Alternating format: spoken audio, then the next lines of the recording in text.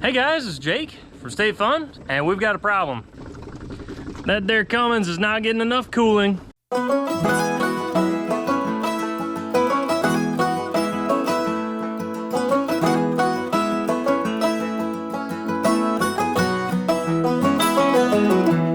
you haven't already seen our radiator video, it's mounted in the rear, so check that video out in the description below. But right now, we've got an issue with overheating.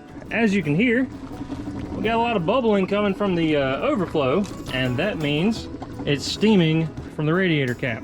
It barfed a lot of fluid over here to the side, and it got very hot, obviously. We've got the laser thermometer on it, and it checked out at about 220, 230 degrees at the front, and only 110 at the rear in the radiator. So obviously there's no flow. Now, we were doing the test drive, and we actually did get out, and we got going, and we stopped, and we pulled off and checked it, and it was 190 at the engine and 180 back here at the radiator, so it had been moving water. It's just not moving water anymore.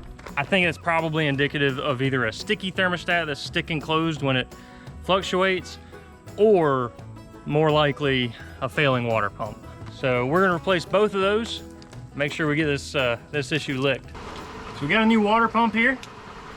From what I could tell online, the 5.9 Cummins has 3 different styles of these, and this closed off one is stock for 89 to 93, I believe, 92, whatever.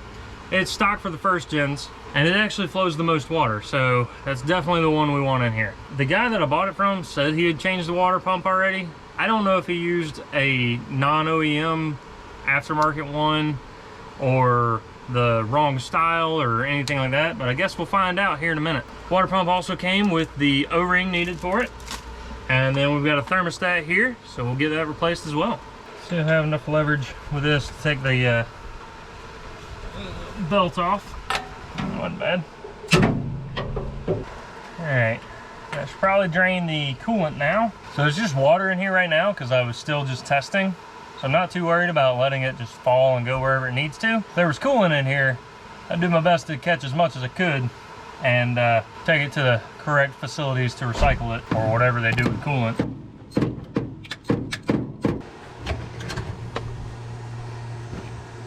See if we can take that little piece off here. Oh yeah, that'll work. Now we're gonna have water everywhere. I thought. Why did that not have water in it? There's water all the way up here. I'm gonna leave it off. Maybe it'll drain once we get something else off. That's odd. I don't necessarily like that. Let's start with the water pump. So the water pump's held on by 2 bolts, and they're probably torqued to 18 foot-pounds if I had to guess. Weren't bad at all. I'm not leaking water out of the water pump, so that's a good sign. There is some water in the engine. Alright, let's see if anything comes gushing out though.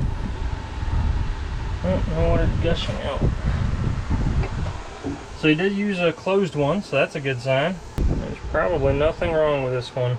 Oh, we already got a new one, so we'll replace it anyways. This is a whole lot easier because I don't have a fan on the front of the clutch. If there was a fan on here, you'd have to knock it loose. I believe mine was counterclockwise threads. I think I read on the forums that it could be either one. I don't know why. I'll put this on the water pump, because that way it'll be centered. Stick it in. Put the bolts back in place. It is highly suggested that you line up where the bolts go before you try and stick them in. Make sure you don't have it backwards. There we go. Make sure you don't have it backwards, because the bolt holes won't line up if you do. Learning something new every day. Twist your arm into all the different ways you didn't realize you could.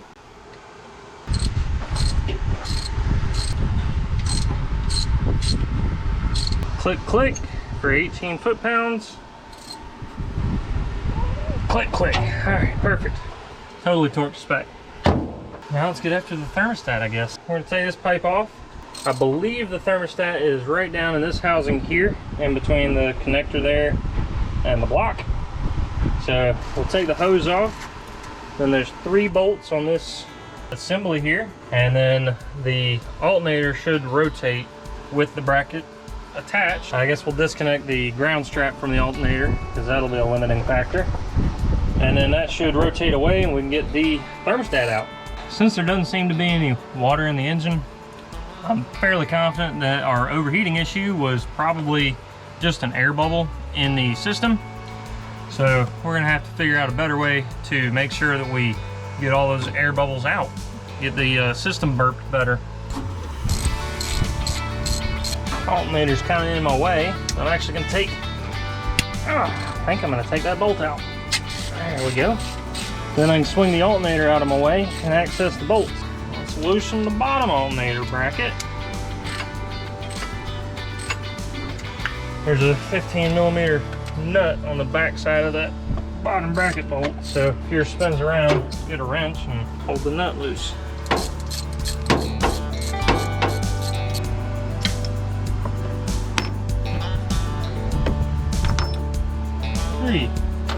Now the bottom one is shorter. And here is our thermostat.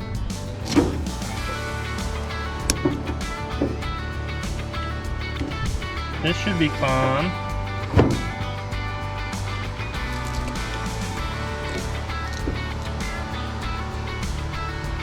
Yeah. Might actually run to O'Reilly and see if I can get a replacement because that's all cracked up and dried up. Come on now, get out of there. Really a good thing we're replacing this anyways. It's basically rusted in place. Finally got it out.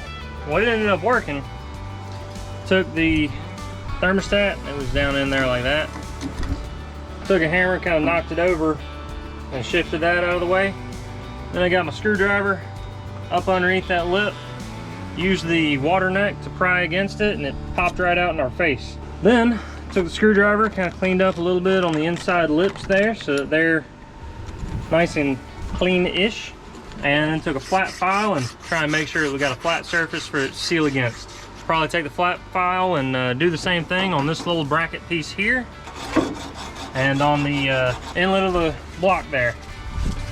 Alright, so we got our nice new thermostat there. And it'll stick right down in like that. We're gonna run to O'Reilly, get another one of these gaskets there, make sure that it seals up good because I don't want to have to take that apart again. We'll be back. So this is the temperature sensor from the 6.2 house car, and if you remember in one of the videos about the house car, I think it was the cooling one, we got an adapter so that it could fit in the stock location of the Dodge. But from what I found out with my laser thermometer, the back of the head doesn't hit the trigger point for this high before the front of the head does. So there were a couple plugs in here, one here at the top, one here at the bottom, and they happen to be the right thread pitch for this sensor. Now this top one's not deep enough, it hits a piece of metal down in there, but this bottom one I think should be plenty deep enough to get that sensor in and it be closer to where the hottest portion of the engine is. That way we get that dummy light to go off before it's actually spitting coolant out the front. Let's see if our alternator is going to get in the way. Woohoo! Let me see if I can at least get it on. See if this gets big enough. There is another spacer that goes in here. This is just kind of, looks like it'll be fine. I got plenty of room for that connector to still go on, and we'll have to extend our wiring out here, but I think I'll be a lot happier with it closer to the hot water than all the way at the back. That looks pretty nice. It works. So after a little bit of time in shipping, we have a replacement gasket. So now we can actually put the thermostat in.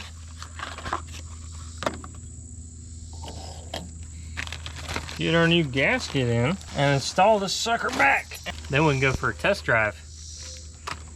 That's the best part.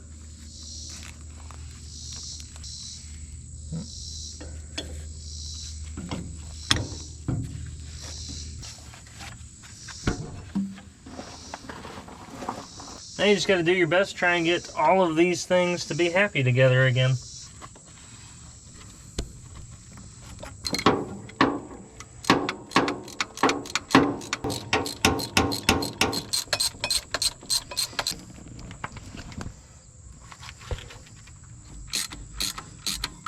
All right.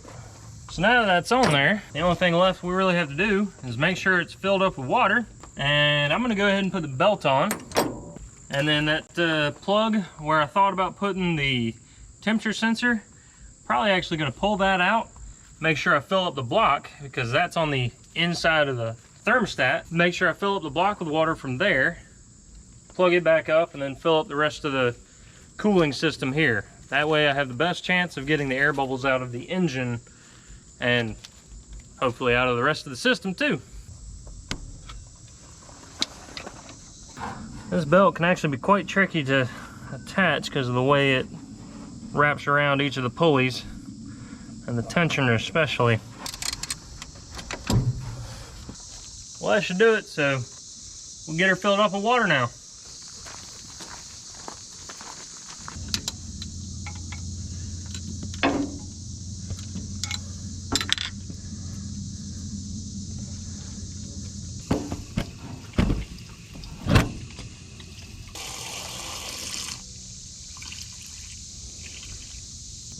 It's got water all the way up there, so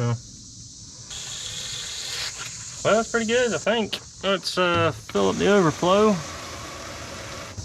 fill it up to the max. When it starts to run, and if it creates a vacuum into here, it'll suck the water out of the overflow into the system. At least that's the design, I hope. Guess we'll see. Let's go take it on a test trip.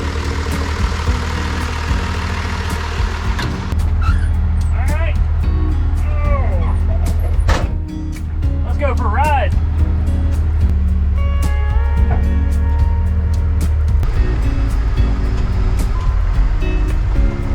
First gear is very slow.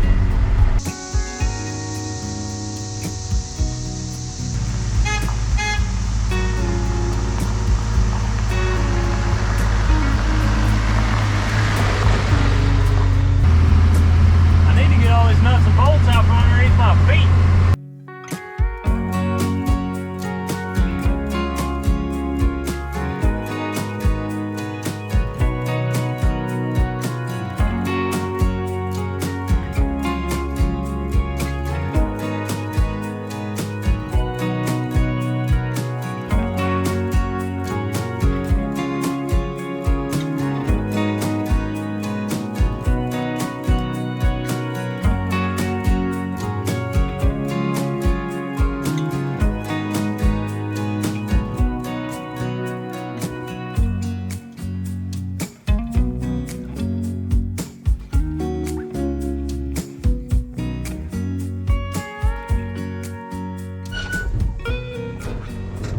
We're gonna check the temperature real quick. Make sure it's running good. We're about part way up a mountain right now. Figured mountainous road might actually be a good place to test it, make sure it works well. Kind of puts a good load on the system. So right now, at the thermostat, we're 200, which is what we've been doing. 204, right here seems to be the hot spot of the engine. So that's still good. Looking good. Pretty happy with that. Let's keep going.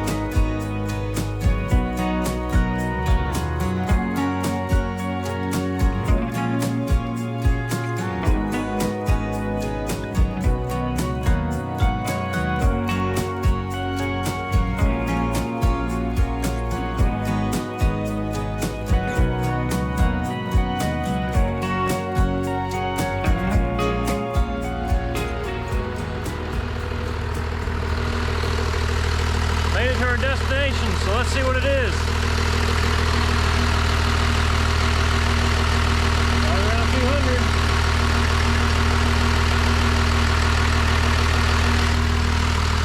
that successful test drive. Well guys, I think between the water pump, the thermostat, and filling the block up with water so that, you know, the cooling system can actually work, I think it actually functioned well.